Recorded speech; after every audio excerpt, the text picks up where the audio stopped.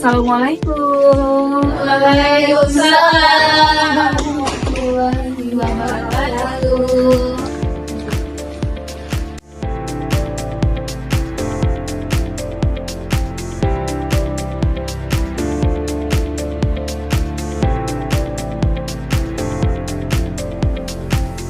Gimana kabarnya hari ini? Alhamdulillah, luar biasa. Allahu Akbar.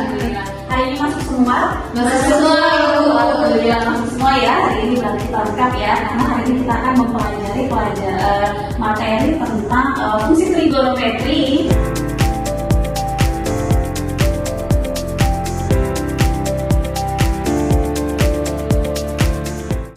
Udah pada absen? Sudah ada, Bu. Oke, sudah di absen di e-learning ya? Di e-learning kita. Baik. Sip. Ya, ini dia materi kita.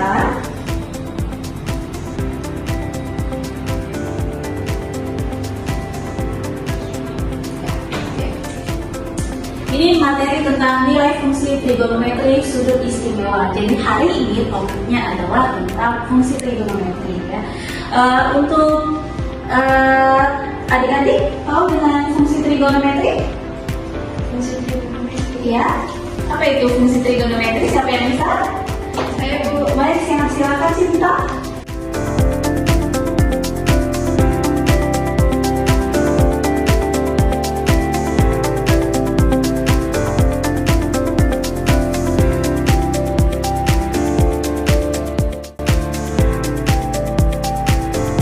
Untuk jenis-jenis fungsi trigonometri ada apa saja?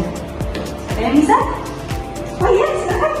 Ada sinus, kosinus, tangen, kotangen, seken, kosekan. Iya betul ya. Jadi jenis-jenis fungsi trigonometri itu ada 6 jenis. Good. Oke. Kalau untuk sudut istimewa sendiri ada yang mau? Sudut Saya istimewa ada? Ya silakan. Sudut istimewa ada 30 derajat, 45 derajat, 60 derajat, dan 90 derajat. Iya betul sekali, dan itu berada di kuadran satu ya. Untuk kuadran 2 tinggal disesuaikan saja. Sudut istimewa itu sudut yang nilainya pasti, yang nilainya sudah ada ya. Oke, good. Kita masuk ke berikutnya ya. Jadi kita kan sekarang akan mempelajari tentang nilai-nilai pada fungsi trigonometri sudut istimewa ya. Nah, di sini ada sub CPMK. Apa sih sub CPMK itu? Jadi sub CPMK itu adalah sub capaian pembelajaran mata kuliah ya. Jadi hari ini saya ingin agar mahasiswa atau adik-adik ini dapat menentukan nilai-nilai fungsi dari trigonometri sudut istimewa ya. Nah, itu untuk mengukur atau mengkaji antara sisi dan sudut ya. Sisi dan sudut yang bentuknya istimewa, maksudnya yang bentuknya hanya bentuk segitiga. Itu nama ilmu ukurnya itu adalah ilmu ukur trigonometri ya, seperti yang udah kita pelajari sebelumnya seperti itu. Adik-adik tahu helikopter? Tahu. Helikopter itu punya apa? Apa saja? Balik. Bedanya dengan pesawat, dia punya balik. Kemudian untuk landasannya sendiri bagaimana? Landasannya? Kalau helikopter landasannya dia langsung turun, kalau pesawat kan dia harus jalan dulu. Oke, kalau dia landasan sendiri ya, dia punya landasan sendiri. Kemudian landasan biasanya namanya itu adalah apa? Helipad, betul sekali, helipad namanya ya. Nah, jadi untuk membuat helipad tersebut ya, untuk membuat helipad tersebut kita nggak bisa sembarangan. Ya, kenapa? Karena kalau dia bentuknya datar, ditakutkan ada air hujan turun dan itu membuat landasan licin dong, ya Pak, atau banjir seperti itu. Jadi dibuatlah kemiringan standarnya itu antara 30 sampai 60 derajat ya. 30 sampai 60. Artinya kalau misalnya kemiringannya 20 derajat boleh nggak? Boleh dong. Kalau kemiringannya 15 derajat boleh nggak? Masih boleh ya, masih boleh. Kenapa harus dimiringkan landasannya? Untuk mencegah air menggenang, betul sekali. Bagaimana cara membuatnya? Membuat menggunakan ilmu Trigonometri. Iya, bagus ya. Nah, di sini saya punya studi kasus ya. Jadi di sini ada studi kasus. Bisa dibaca ya di slide-nya bahwa ada sebuah tim asing.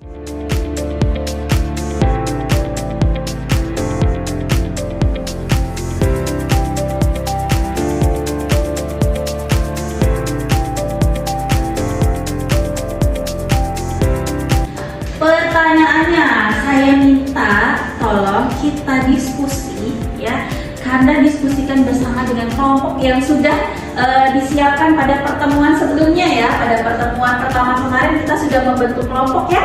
Nah, silakan Anda diskusikan.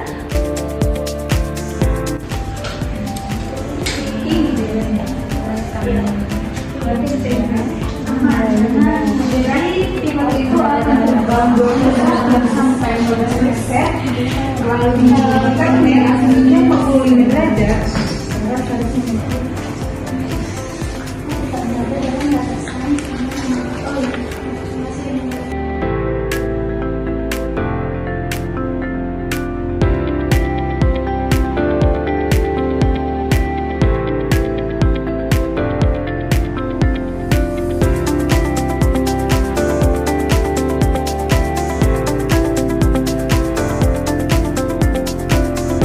Bagaimana, udah selesai? Sudah.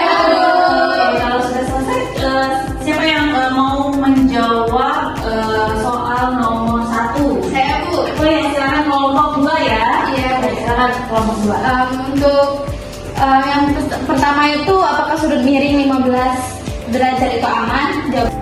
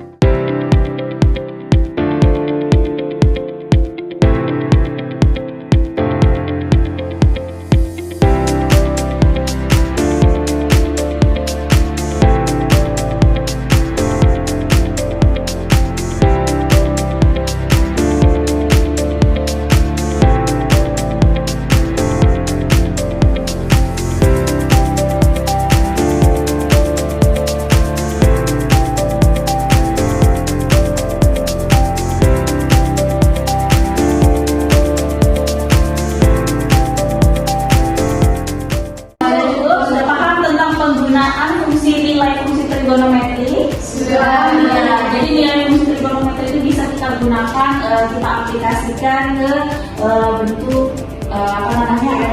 Ya, navigasi bisa, fisika, matematika, betul sekali ya. Dan ya betul sekali teknik ya.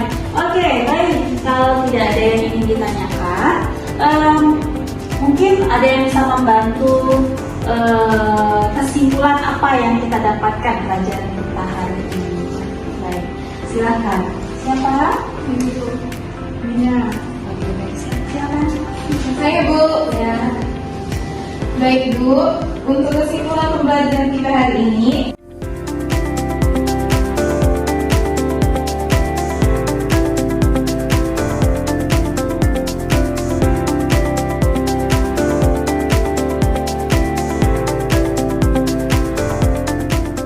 Hari ini kelompoknya bisa menjawab pertanyaan dengan baik, bisa berdiskusi dengan baik, dan menerapkan nilai fungsi trigonometri sudah istimewa dengan baik. Baik, untuk pembelajaran kita hari ini mungkin saya cukupkan sampai di sini dulu. Terima kasih atas waktunya, terima kasih atas partisipasinya ya, dan sudah menjawab, berdiskusi, menjawab soal dengan baik, kemudian mempresentasikan hasilnya dengan baik. Terima kasih. Saya akhiri, wabillahi taufiq wal hidayah. Wassalamualaikum warahmatullahi wabarakatuh. Waalaikumsalam warahmatullahi wabarakatuh. Terima kasih. Sama Bu.